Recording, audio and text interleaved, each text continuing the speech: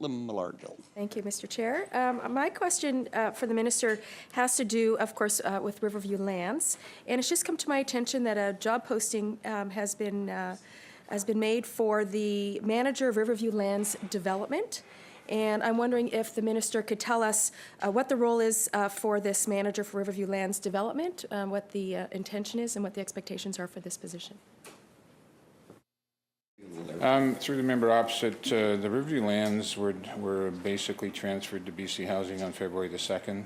This person's job will be continue and complete the visioning process with regards to Riverview lands, deal with the various ministries that are looking at possible future projects on the lands, including mental health, projects for children and families, and projects for other supports for people that would need vulnerable citizens. And that part is running through various ministries now, and this individual would be the person that would be overseeing that work with the municipalities and continuing the completion of the visioning process, which is ongoing. Thank you. Member.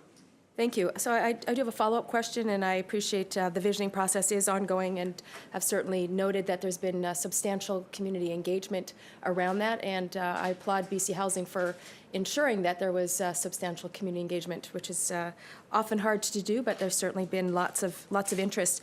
And because there is recognition even in this job description, the key part of this person's role will be to establish and manage sensitive relationships with a variety of partners and stakeholders. So I appreciate that there's recognition about the sensitivity of this piece of property.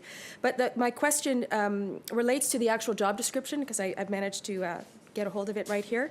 And it says, you will be responsible for managing the project development of a variety of complex properties on the Riverview lands, including multi-unit residential social housing, supportive housing, affordable rental housing, complex health care facilities, and specialized group homes. Are all of those going to be a part of the visioning, or is that already envisioned, or is that still yet to be determined? Because this reads as though it's a fait accompli. Minister. So thanks, Honourable Chair. Well, the ad is basically so that we can catch what we think might be some of the things coming out of out of the visioning process that the municipality may want to look at. And so when you're hiring somebody, you want to know that they can manage the public process, that they can manage the visioning process. But at the end of the day, there's been a clear message that some people think there should be some mental health or healthcare facilities put back on the site.